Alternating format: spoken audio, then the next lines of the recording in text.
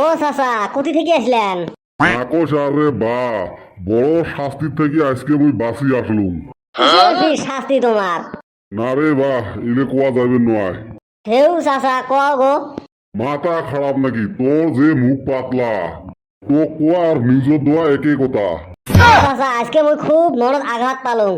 মুই ভাবছিলুম তোমরা মোক নিজের বলি ভাবেন, এই এক সেকেন্ডতে তোমরা মোক পর বানিয়ে দিলেন। আরে বা ওসন করে না কস, কিন্তু এই কথাটা কোয়া যাবে নয়। তোমরা মোক একবার তো বিশ্বাস করে দেখো, তোমার বিপদে আপদে কাই যায়, আগত এই বেড়া ছয় দৌড়ি যায়।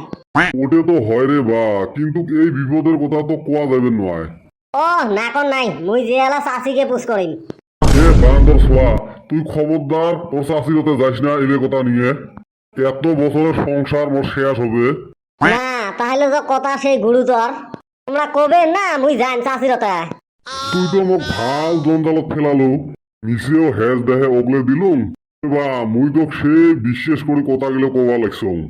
তুই ছাড়া যেন গাঁয়ের দ্বিতীয়জন মানুষ জানে না। ঠেউ চাচা, মোক বিশ্বাস করা মানে 7 গ্রামের মানুষক বিশ্বাস করা একই কথা। মুই কাক কো না কাম কত তোমরা। তাহলে শুন, মুই এলা একটা মামলা নিয়ে কোর্ট থেকে আসলুম রে বা। তোমার ফির কোর্টত কি এরম মামলা গো? কোষ না রে বাবা, কবের গেলে দিনও কুলে না রাতেও কুলে না। এক চেংড়ি চোখ মারছিলুম রে বা। ওই চেংড়ি ফির কেস করছিল, ওই কেসে এতদিন টানলুম, আজকে এসে ঢিসমিস করে থুয়ে আসলুম। ছি, এই বুড়ে দিবস তোমার এগুলো কাম। শুন রে বাবা, আগর শুন। তোমার সাথে কি কথা কমু, এই বয়সে তোমরা এগুলো কাম করেন? এ হারাম দাদা, এলে পুরেরই কথা, এলে জুয়েন কালের ঘটনা। এত বছর থাকি বুকত চাপা দিয়ে আসলুম। এক চোখ মারার জন্য মনের চেংড়ি এমন কেস করছিল, সেই কেস টানতে টানতে মুই আজকে বুড়ে হয়ে গেলুম। আজকে হে ওই কেসর থেকে মুই মুক্ত হলুম।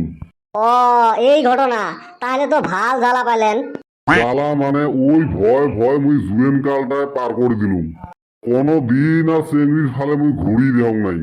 তাহলে ফির চাষি কেমনে আনলেন? এ বাবা, ওই ভয়ে মুই তোর সাথে দেখতেও যাং নাই। বাড়ির মানুষ দেহি বিয়ে ঠিক করে শুয়ে আসছিল। মুই বিয়ে করে আনি হে মুখখানা দেখছ। তোর চাষের মুখখানা দেহি মন আরেক ভয়ে ঢুকছিল রে বা। ওই ভয়ে ভয়ে এলা জীবনটায় পার হয়ে আছে। কোন খায়া মুখ পোড়া দিছেন, এলা তো দই দহি ভয় খাবেন। দই নয় রে বাবা, এলা ঘড়ি দেখিলে ভয় লাগে। তোর একটা উপদেশ দেন রে বা, জীবনত বিয়ে করিস না। নিজেরা বিয়ে করছে তো এলা আমাক মানা করে। এলা বুঝবেন না রে বা, একদিন বুঝবো। ও হল ইলিশ মাছের মতো, সেই স্বাদ, কিন্তু খাও ধুয়ে কাটা। বাসি বাসি খামো। আজ বুঝবো না বুঝবো কাল, পুটকি ধার দিয়ে পারবো গাল। তা যাই হোক বাবারে, এই কথা এখন দ্বিতীয়জন জানে না, না হলে মুই বরবাদ হয়ে যান। আমি না হুই না হালাইলাম চাচা। বেশ মারছে। এ বাবা বেটা ছোয়া, কদমক কয়া দে যাতে কাকো না কয়। ওই যে স্যারদর 5টা মিষ্টি আর সিঙ্গে না খাওয়ালে ওই মানে। আমি তো ভাবছিলাম 2টা মিষ্টির কথা, যাই বেড়া সা লাভে করে দিল। 5টা? চাচা মোর ফির অত লোভ নাই, মোর 2টে হলে হয়। হাতে একটা আমিত্তি হলে আরো ভালো হইতো। কি লোভ দেখ, এর আরো লাহে লাহে বাড়ি থাকে। গো চাচা ওলে শোনেন না তো, মোক একটা 100 টাকা নোট দেয়া তো। দুইজনে মিলে মিলি করে এলা খামু এলা। কি জ্বালা ফেলালু রে বা, এক মামলা থেকে বাঁচি আসি আরেক মামলা পড়লুম। সন্ধ্যেবেলা কোকরাঝার হনুমান হোটেলত আসেন তো, তাও এই কথা কাকো কর না। তা তোমরা ফির বেশি দেরি করেন না, পরে ফির মুখ পিছলিবেরও পায়। আরে বা, সন্ধ্যেবেলা মুই আসিম। আমার নিকে তুই আজকে মিষ্টি খাওয়া হারবি। হনুমান হোটেলের মিষ্টি, হেরো স্বাদ।